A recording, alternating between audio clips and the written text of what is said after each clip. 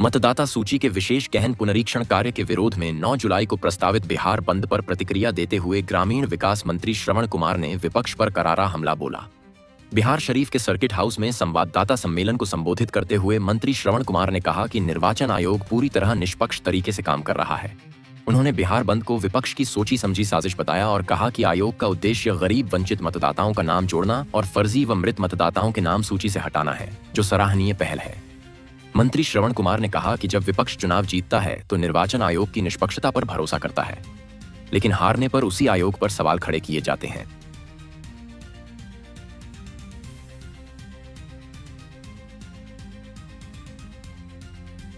देखिए, election commission पर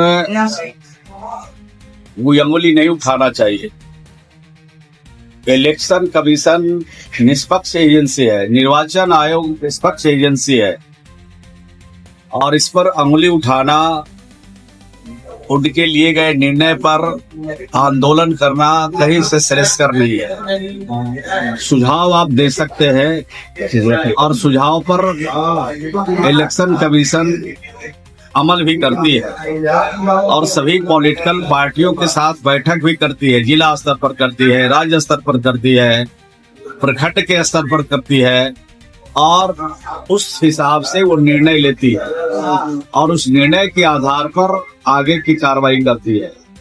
आप देखा होगा कि जिन राज्यों में विपक्ष हारता है तो इलेक्शन कमीशन पर आरोप लगाया जाता है कि हेराफेरी कर रहा है, लेकिन जिन राज्यों में उनकी सरकार बन जाती है, उस गठबंधन की सरकार बन जाती है, वहां के बारे में तो कुछ नहीं कहते हैं।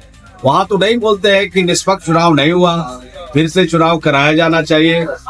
तो जब हारते हैं तो इलेक्शन कमीशन पर अंगुली उठाते हैं और जब जीतते हैं तो निष्पक्षता उनके सामने आ जाती है। तो दो तरह के भाषा का, दो तरह के चीजों का इस्तेमाल ही नहीं करना चाहिए और पूरा भरोसा करना चाहिए इलेक्शन कमीशन पर और इस पर कार्रवाई इलेक्शन कमीशन कर रही हो।